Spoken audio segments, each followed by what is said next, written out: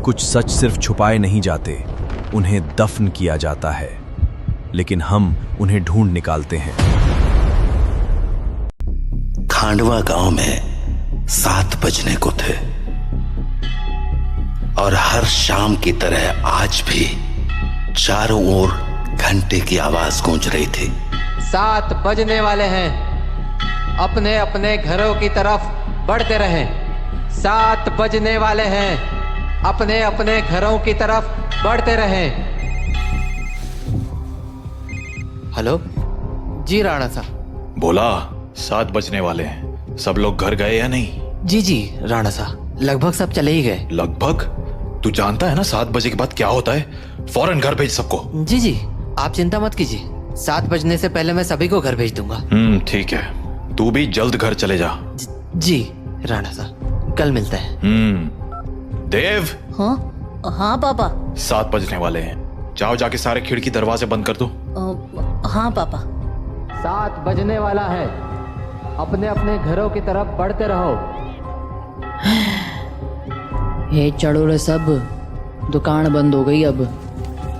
अरे काकी चाय तो पिला दे। रे बावड़े, घंटी की आवाज ना सुनी के तेने?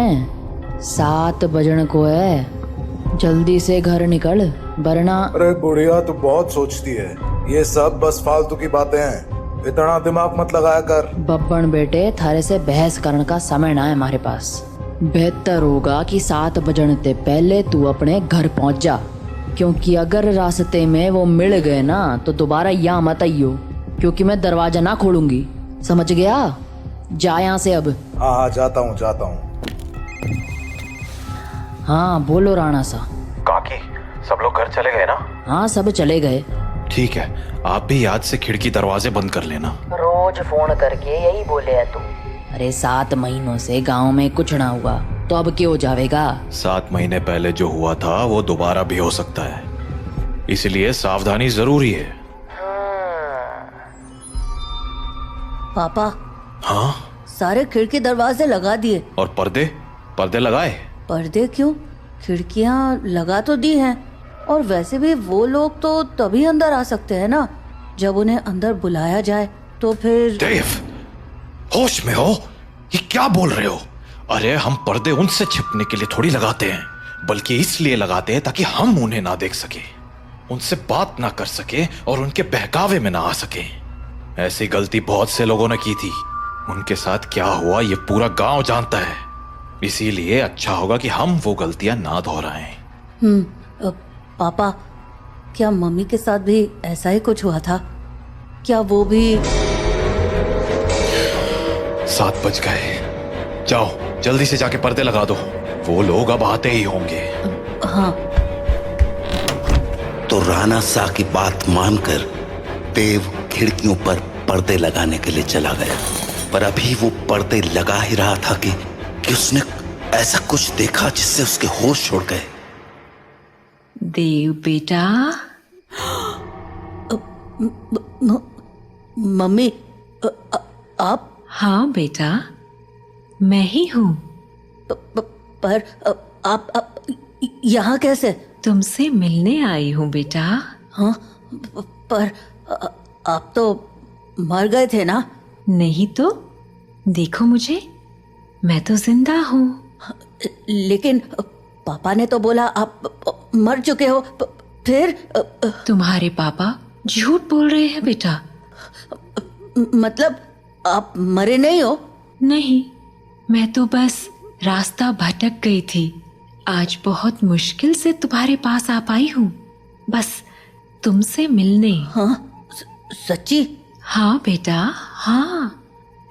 अब चलो मुझे अंदर आने दो, 7 बज गए हैं, वो लोग आते ही होंगे। हाँ, मैं पापा को बोलता हूँ। नहीं, पापा को क्यों बुला रहे हो? वो मुझे देख तो पाएंगे नहीं, और जब तक मैं उन्हें समझाऊंगी तब तक तो बहुत देर हो जाएगी, इसलिए तुम ही जल्दी से दरवाजा खोल दो, जाओ। पर पापा ने 7 बजे के बाद दरवाजा खोलने से मना किया है। बेटा, मेरे पास ज्यादा वक्त नहीं है, मैं ज्यादा देर तक बाहर नहीं रह सकती। तुमने दरवाजा नहीं खोला तो? नहीं, मैं खोलता हूँ।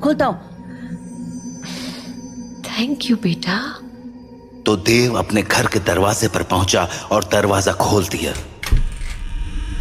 पर जब सामने कोई नहीं देखा तो उसने अपनी मम्मी को आवाजें लगानी शुरू की। मम्मी, मम्मी, अरे मम्मी कहाँ गई? मम्मी कहाँ हो? जल्दी आओ ना। देव, पापा, तुमने दरवाजा क्यों खोला है? देव बेटा। मम्मी। देव मम्मी को अपनी ओर आते देख ही रहा था कि तभी राणा सा ने एकदम से लाइट्स बंद कर दी और लाइट के अचानक बंद होते ही देव पीछे पलटा तो उसके सामने अंधेरे में राणा सा खड़े थे, जो देव को चुप रहने का इशारा कर रहे थे। देव बेटा, अरे कहाँ चले गए तुम? देखो मैं आ गई। मम्मी से नहीं मिलोगे? देव, देव।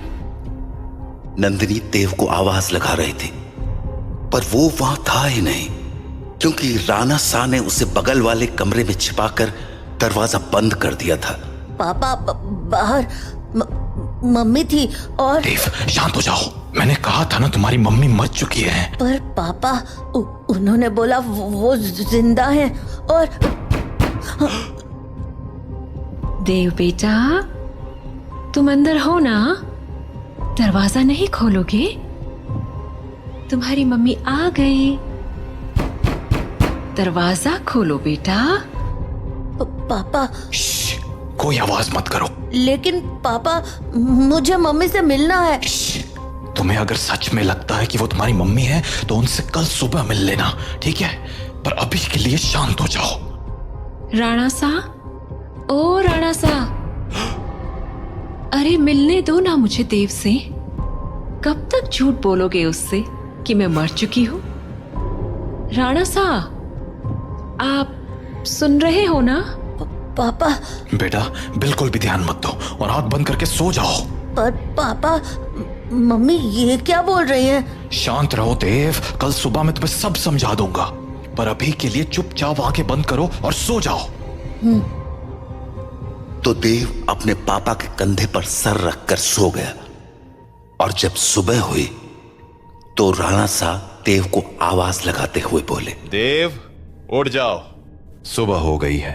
हाँ, सुबह हो गई तो मम्मी से मिल सकते हैं ना अब? आओ मेरे साथ, तुम्हें तुम्हारी मम्मी से मिलाता हूं। लेकिन जैसे ही दोनों कमरे के बाहर आए वहां कोई नहीं था। हाँ, मम्मी कहाँ गई? मैंने कहा था ना कि वो तुम्हारी मम्मी नहीं थी। पापा, वो मम्मी जैसे ही बात कर रही थी। बेटा मैंने समझाया था ना तुम्हें, पर्दे लगाने के पीछे की सबसे बड़ी वजह यही है कि हम उन्हें देख ना पाए, उनकी बातों में ना आ पाए, जैसे कल तुम आ गए। पर वो बोल रही थी कि वो मरी नहीं है, जिंदा है। अगर वो मर गई है तो यहाँ कैसे आ गई? एक काम करो, मेरे साथ आओ। हाँ, कहाँ पापा? बस चलो मेरे साथ, तुम्हें कुछ दिखाना है। तो उसके बाद वो दोनों गांव के लगभग बाहर चले आए और वहां पहुंचते ही देव बोला, पापा हम लोग यहाँ क्यों चले आए? बताता हूं, पर पहले आस पास देखकर ये बताओ कि यहाँ क्या दिख रहा है तुम्हें? यहाँ तो कुछ भी नहीं है। आसपास बहुत सारे पेड़ हैं, सामने गांव से बाहर जाने का रास्ता है और पास में बब्बन भैया का घर है। तुम्हें कहीं पर कोई बस दिख रही है क्या? हाँ, वो उस तरफ एक पुरानी सी बस है। क्यों? बेटा ये वही जगह है जहां तुम्हारी मम्मी की मौत हुई थी। हाँ, उस दिन हमें शहर से लौटने में देरी हो गई थी और गांव पहुंचते पहुंचते सुबह के 4 बज गए। सूरज निकलने में थोड़ा वक्त था तो गांव के सभी घरों की खिड़की दरवाजे बंद ही थे, इसीलिए सुबह होने तक हमारे पास झाड़ियों में छिपे रहने के अलावा कोई चारा नहीं था। हम लोग एक झाड़ के पीछे छिपे ही थे कि मैंने तुम्हारी मम्मी की एक आवाज सुनी। नंदिनी, क्या हुआ? राणा सा, उन्होंने हमें देख लिया है, हमें कहीं और जाना पड़ेगा। हाँ, पर कहाँ? आसपास कोई घर है? घर तो है, पर मुझे नहीं लगता कि अभी कोई दरवाजा खोलेगा। तो अब क्या करें? वहाँ एक पुरानी सी बस है, हम उसमें जाकर छिप सकते हैं। हाँ ठीक है, चलो।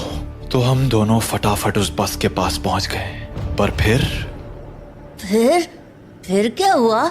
मैं तो बस के अंदर चला गया, पर तुम्हारी मम्मी मेरे पीछे नहीं आ पाई, क्योंकि वो बाहर खड़े होकर किसी से बात करने लगी।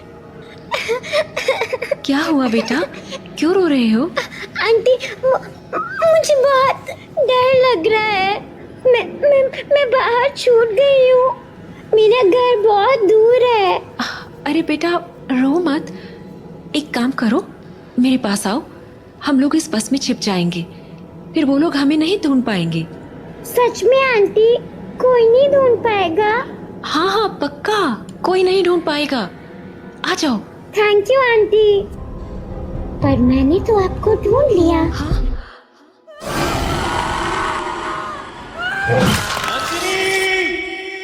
मैं नंदिनी को बचाने के लिए बस के बाहर जाने लगा, पर तब तक बहुत देर हो चुकी थी। बस को उन लोगों ने चारों तरफ से घेर लिया था। हेलो अंकल, बाहर आओ ना, खेलो हमारे साथ। और शायद मुझे देखकर हंसे जा रहे थे। हेलो अंकल, बाहर आओ ना, खेलो हमारे साथ। उन आवाजों को सुन मैं इतना घबरा गया कि अपनी जगह से हिल भी ना पाया। पर थोड़ी ही देर बाद वो आवाजें आनी बंद हो गईं और गांव के लोगों की आवाज सुनाई देने लगी। मैं समझ गया था कि सुबह हो चुकी थी, तो मैं बस के बाहर निकलकर तुम्हारी मम्मी को आवाज लगाने लगा।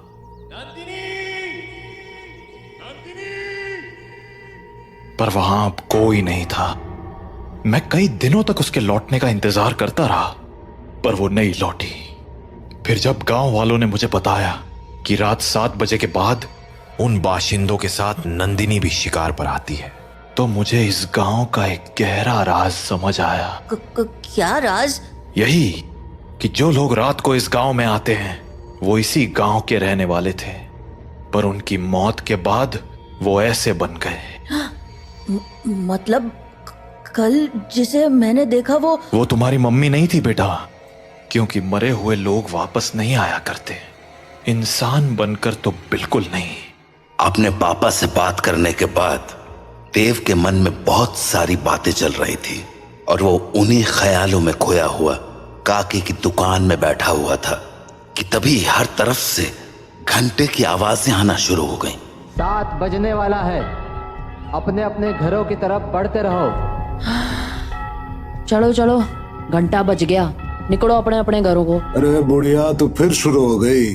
बोला था ना ये सब फालतू की बातें। अरे बावड़े, दिमाग फिर गया है क्या तारा? जानता है ना, 7 बजे के बाद बाहर के हुए कच्चा चबा जावेंगे वो बाशिंदे। अच्छा, और तुझे कैसे पता कि वो कच्चा चबा जावेंगे? क्योंकि आज तक जो भी रात को बाहर रुका है वो मारा ही गया है। अच्छा, फिर थारा राणा सा कैसे बच गया?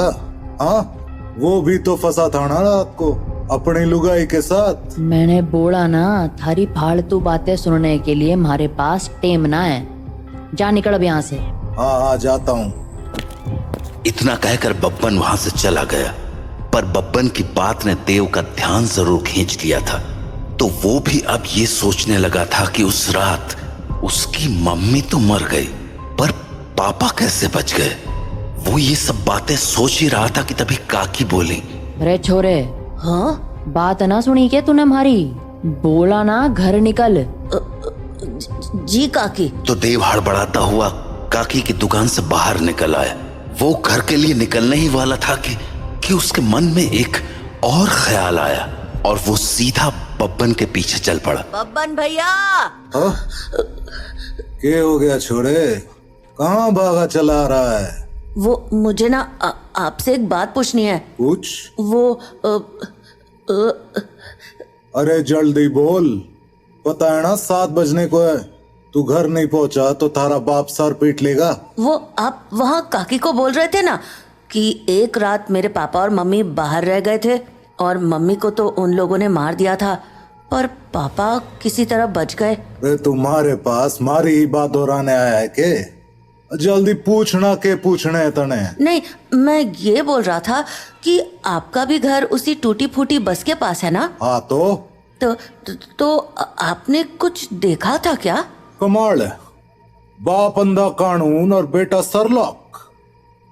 हाँ देखा था, सब देखा था। कैसे उन बाशिंदों ने थारी माँ को नोच खाया था। खाना तो वो थारे बाप को भी चाहते थे, और थारा बाप साला बस में छिपा बैठा था, और वो लोग न जाने क्यों अंदर ना जा पा रहे थे। वो सारे लोग सूरज निकलने तक बस को घेरे खड़े थे। कोई बस को पीट रहा था तो कोई चीख रहा था, पर अंदर कोई ना जा पा रहा था। पर वो लोग घुस क्यों नहीं पा रहे थे? क्योंकि 7 बज गए, बातचीत का टाइम खत्म। अब चल हमारे साथ। नहीं, मैं घर जाता हूँ। रे बावले, अब घर जाने का मौका खत्म हो गया। आधे रास्ते में ही कोई ना कोई नोच खावेगा तुझे। चल अब हमारे साथ। तो बब्बन देव को लेकर अपने घर चला गया। वहीं राणा सा अपने घर में परेशान हुए जा रहे थे। ये देव कहाँ रह गया? अब तक घर क्यों नहीं आया? काकी को पूछता हूं। हेलो काकी। हाँ राणा सा, मारे को लग ही रहा था कि थारा फोन आवेगा। सब लोग जा चुके हैं और दरवाजे खिड़कियां भी लगा ली हैं मैंने, इसलिए चिंता मत। काकी देव है क्या वहाँ? हाँ देव, वो तो कब का निकल गया यहाँ से। देव घर नहीं लौटा है क्या? तुम एक काम करो सा, बाकी लोगों को फोन करके पूछ ले, क्या पता देव किसी के यहाँ रुक गया हो। ठीक है। जहाँ राणा सा देव को हर जगह ढूंढे जा रहे थे, वहीं देव बब्बन के साथ उसके घर चला आया था। तो अभी वो दोनों साथ में बैठे ही थे कि देव को बाहर से एक जानी पहचानी आवाज सुनाई पड़ी। बब्बन, ओ बब्बन, देख मैं आ गई। ये तो मेरी मम्मी की आवाज है। सही पहचाना छोड़े, तारी मम्मी ही है बाहर। अब एक काम कर, यहीं रुक और यहाँ से तमाशा देख। तो बब्बन खिड़की के पास गया और पर्दे हटा दिए। हाँ छोरी, बुला रही थी ना मने, ले देख मैं आ गया। कितना इंतजार कराता है तू। इंतजार? अरे अभी तो आई तू। मैं तो रोज ही आती हूँ, तू मुझसे कभी मिलता ही नहीं। अरे थारे से तो रोज बात करूं हूं मैं। हाँ, पर मिलने का मतलब बस बात करना थोड़ी होता है, करीब भी तो आना होता है ना। अच्छा, मारे करीब आना साता ने। और नहीं तो क्या, खोल ना दरवाजा। कमाल है छोरी, तू भी अपने राणा सा को इतनी जल्दी भूल गई।